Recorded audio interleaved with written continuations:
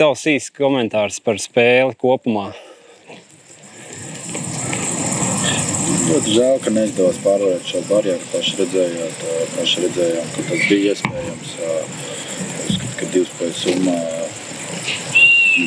bija mums iespējas pārvarēt šo kārtu. Diemžēl tas neizdevās. Mēs paši tagad varam post pirkstos, kā mums šī Eiropas sezona beigusies.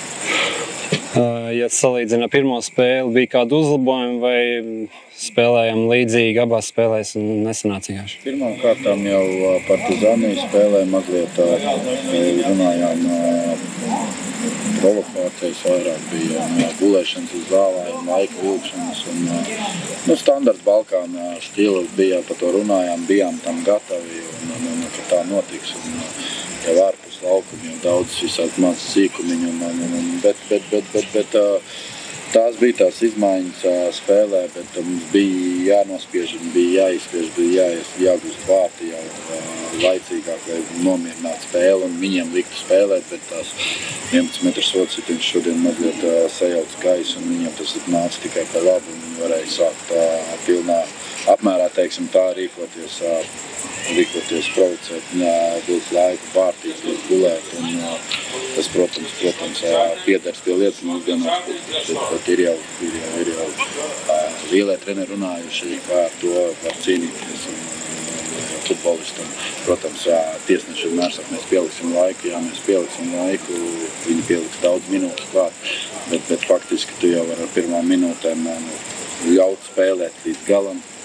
Ja tu zini šādu stilu spēlētāju, šādu stilu, ka ļaut spēlēt līdz galam, kaut kur mazos poliņus nenosūt, neļaut vārdsargam uzreiz brīdināt par laiku vilkšanu, un tu vari sākt cīnīties ar pirmām minūtēm, ja futbolistam nav jāspēlē 110 minūtes, vai 11 pieliktās minūtes tagad daudzās spēlēs, un to visu var mainīt, tā vienkārši mazāk savādāk pieeja tādām lietām. Bet mēs bijām gatavi, ka tā tas būs, ka tā tas notiks, un diemžēl līdz galam nespējām atrast, būt vārtus. Pirmām kārtām epizodes momenti bija, bet nerozējām, otrā puslaikā sevišķi, un līdz ar to līdz pēdējām minūtēm centāmies.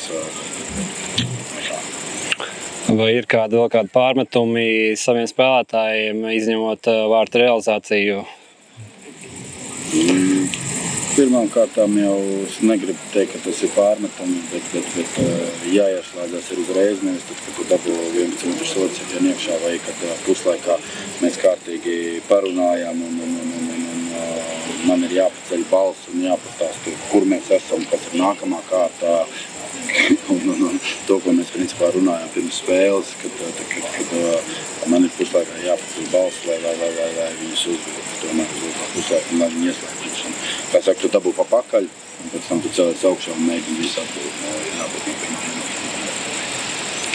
minūtē. Droši vien, kad šī bija pēdējā spēle Alvim Jaunzemam, viņa zaudējums būs ļoti dārgs, vai kā to uzskata? Es negribētu runāt par mūsu zaudējumus, vairāk par to, kā Alvim bija jāspēr nākamais solis.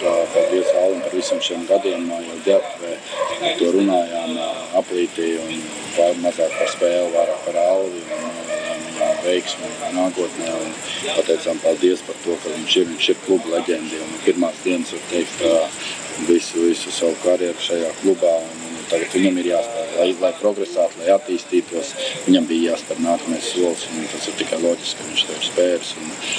Vēlreiz novēlu Alvim visu to labāko, izkurot vietu tur sākuma sastāvā, un tādu pašu pārliecību spēlēt arī augstākā čempionātā.